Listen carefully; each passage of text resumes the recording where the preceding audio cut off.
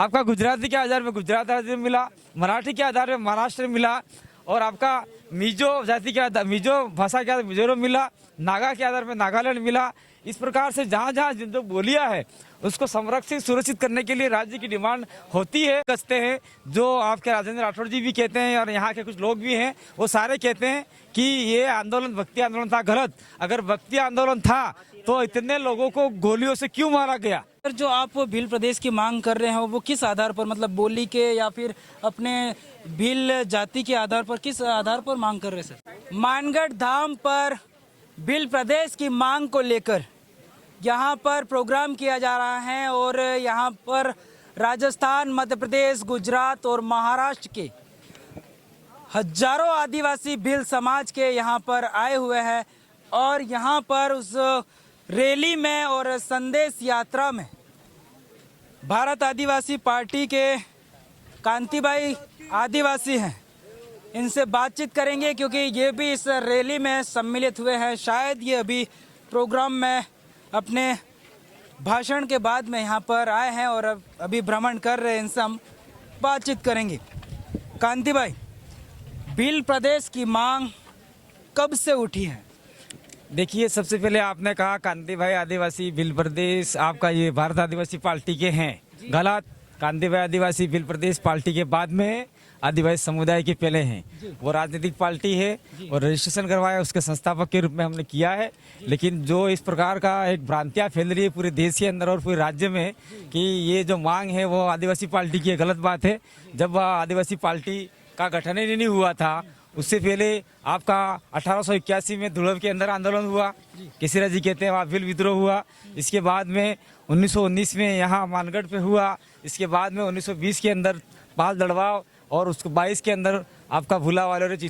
इसके बाद में हमारा 1947 में रास्तापाल में कालीबाई के ऊपर गोलियाँ चली। तो ये जो आंदोलन है वो आंदोलन ना कि ये राजनीतिक पार्टी का है, न कांतिभाई आदिवासी का है। और चारों तरफ से एक हवा बनाया जा रहा है कि राजकुमार ने भील प्रदेश का नक्शा जारी किया, राजकुमार ने भील प्रदेश के लिए ये किया वो किया। ये गलत है। ये जो आंदोलन है वो हमारे पूरे आदिवासी समुदाय का, पूरे भीलों का है। और हमारे साथ में जो लोग रहते आए हैं, चाहे वो SC हो, चाहे ST हो, चाहे OBC हो, चाहे माइनॉरिटी हो, चाहे जनरल वर्ग हो, जो भील प्रदेश इलाके में रहते आए हैं, ये सभी का आंदोलन है। ये जो आवाज़ ये आज राजनीतिक पार्टी के मार्फत से जो लोग तथाकथित लोग कह रहे हैं, विभिन्न पार्टियों के लोग, वो गलत है। ये आवाज़ आज की नहीं है, ये आवाज़ कितने सैकड़ों साल से ये आवाज़ बनी आ रही है। इस आवाज़ को हमारे लोग उठा रहे हैं। मैंने पहले ही कहा है, 1881 से पहले भी हमारे लोगों ने भीलों की आवाज़ उठाई थी।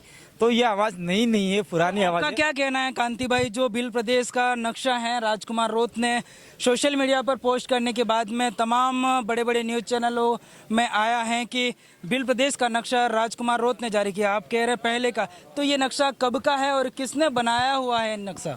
ये नक्शा कोई राजकुमार रोत ने नहीं बनाया है। मैंने भाषण में हजारों लोगों के कानों में भी बात डाली है। ये नक्शा राजकुमार रोत ने नहीं बनाया है। ये नक्शा हमारे समाज के लोगों ने बनाया है, आम आदिवासी ने बनाया है। इसके साथ में जो लोग साथ समर्थन कर रहे हैं उन्होंने अपने तरीके से कहा है हमारे इलाके जोड़ो, हमारे इलाके जोड़ो। आज अभी भाषण के वक्त भी किसी ने कहा कि हमारा इलाका गुना और वो इलाका 12 वाला इलाका रह गया, वो भी जोड़ो। तो आने वाले समय में मैंने कहा कि भील प्रदेश एक छोटा राज्य हम लोग डिमांड करे थे, लेकिन धीरे धीरे ये कारवा आगे बढ़ रहा है, जन आंदोलन आगे बढ़ रहा है। कहीं ऐसा न हो कि पूरा राजस्थान साफ हो जाए, पूरा गुजरात साफ हो जाए। इसीलिए हम लोग सरकार से कहना चाहते हैं कि हमने ये प्रथम बेस में 18 जिलों का डिमांड किया था। 18 से हम लोग 20-25 जा सकते हैं, वो तत्काल प्रभाव से लागू करके भील प्रदेश बना देना चाहिए। ये बात हम लोग कह रहे हैं। जी, यहाँ पर मैं आपको बता दूं कि भील प्रदेश की मांग तो आप कर रहे हैं और 3-4-5 सालों से यहाँ पर मानगढ़ धाम पर बड़े बड़े प्रोग्राम भी कर रहे हैं ना। इसके बाद में सरकार आपकी भील प्रदेश की मांग को लेकर बात है वो कितनी अमल में ला रही है, ऐसा लग रहा है? देखिए, ये 2015 से हम लोग मानगढ़ पे भील प्रदेश का डिमांड कर रहे हैं, 10 सालों से। ये पर्टिकुलर आपका हमारा एक आदिवासी परिवार विचारधारा है और भील प्रदेश विद्यार्थी मोर्चा, मुक्ति मोर्चा, जो हमारे सामाजिक विंग के छोटे मोटे संगठन है, उसके नाम से मार्फत से हम कर रहे हैं। लेकिन उससे पहले भी हम लोग डिमांड कर रहे हैं और सरकार इसकी ओर कोई सकारात्मक रवैया नहीं आ रहा है। तो हम लोग चाहते हैं कि सरकार का सकारात्मक रवैया है। गुजरात के सरकार का, राजस्थान राजस्थान के सरकार का, मध्य प्रदेश की सरकार का, महाराष्ट्र सरकार का। और साथ साथ में अमित शाह जो देश के गृह मंत्री है, उन्होंने तो कहा है कि यहाँ पर 1913 के अंदर भीलों ने भीलराज के लिए अपना आंदोलन किया था, गोविंदगढ़ महाराज ने। तो 1,84,000 मेट कोटवाल थे, वो ऐसे नहीं आए थे। और दूसरी बात, दूसरे लोग कहते हैं कि नहीं ये तो भक्ति आंदोलन था। भक्ति आंदोलन था तो मेरा एक प्रश्नवाचक चिन्ह है, जो किसी ने नहीं छोड़ा, मैं छोड़ रहा हूँ। जो तंज कसते हैं, जो आपके राजेंद्र राठौड़ जी भी कहते हैं और यहाँ के कुछ लोग भी हैं, वो सारे कहते हैं कि ये आंदोलन भक्ति आंदोलन था। गलत। अगर भक्ति आंदोलन था तो इतने लोगों को गोलियों से क्यों मारा गया? ये अलग भीलराज की, स्वायत्त राज की डिमांड थी, जो हमारे लोग डिमांड कर रहे थे। गोविंदगढ़ महाराज को जो एक बंजारा जाति से जिन्होंने भील वेशभूषा पहना के, तब हमने उनको गुरु माना था। इसलिए ये जो आंदोलन है वो भक्ति आंदोलन नहीं था मानगढ़ का, ये आंदोलन भील प्रदेश का, भीलराज का, स्वायत्त राज्य का था।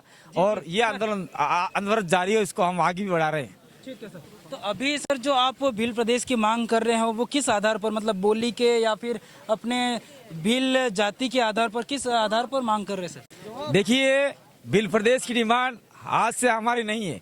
अभी तो धीरे धीरे कुछ लोग भीली संस्कृति को भूल चुके हैं। और खास हमारा डिमांड है भीली संस्कृति, भीली बोली, भीली वेशभूषा, भीली रहन सहन, एक भौगोलिक स्थिति है, इसको लेके हम डिमांड कर रहे हैं।